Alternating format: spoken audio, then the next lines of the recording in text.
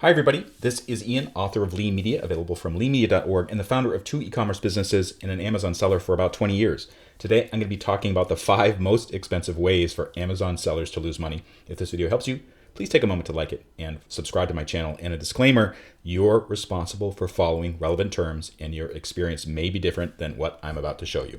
And this is just nothing special. It's just basically a slideshow, and I have some information about where to learn more about these issues. But the first most expensive way for Amazon sellers to lose money is to make a big order from a supplier with no idea of future demand. And here's a typical situation.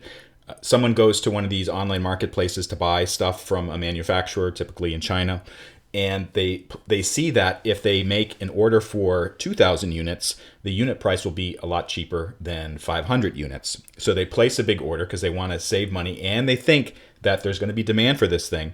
And when it finally gets there, when it finally gets into Amazon's system, they find out that there's no demand for this thing, even if it's a similar product to something that is successful. And there's all kinds of reasons why that might be, but this is a quick way to lose a lot of money on Amazon Seller Central, and I advise against doing that. Number 2, a big order for something with lots of demand, but it's gated. And so what I'm talking about here is retail arbitrage. Typically, you find something that's cheap at one store, and then you buy it there. Like, let's say it's an Apple computer on clearance from Best Buy, and then you turn around and try to sell it on Amazon for the regular retail price, or maybe just below the regular retail price. And let's say that you bought, 10 MacBook Pros from Best Buy, and then you turned around and tried to sell them on Amazon at a markup. And very quickly you discover that you can't sell these items on Amazon because they're gated.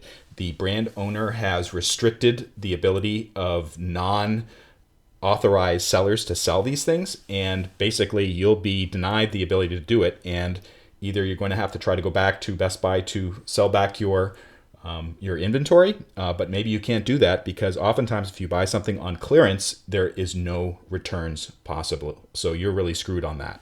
Number 3, designing a product that requires expensive machinery or materials, such as a custom mold, without evaluating demand. And anyone who's gone to a manufacturer to talk about making a custom product knows what I'm talking about. Sometimes you need to design a special type of mold for plastic or metal or something like that, or the factory needs to set up machinery in a certain way to manufacture what you're looking for.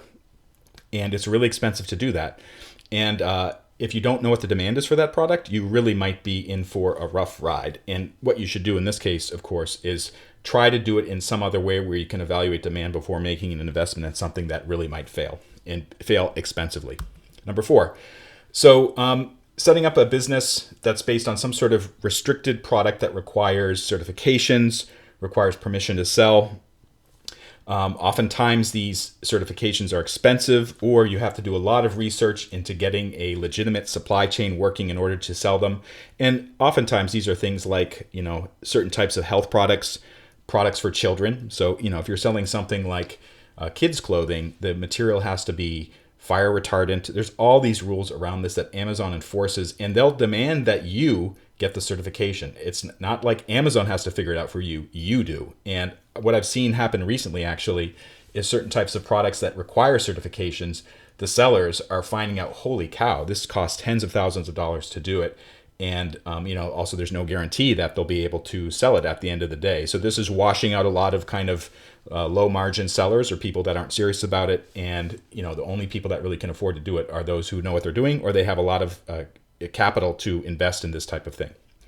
Finally, number 5, going through the trouble of trademarking something just to get on the Amazon brand registry without determining if the demand is there. So Amazon brand registry, that will allow you to protect your trademark. It also gives you certain types of marketing programs, for instance, access to special Amazon advertising ad types. But I've seen some newbie sellers pop up on the Amazon Seller Central forum saying, hey, yeah, I'm in the process of, applying for a trademark, and because I want to get an Amazon brand registry, and they've never sold anything before. So they're really putting the cart before the horse here, or the horse before the cart.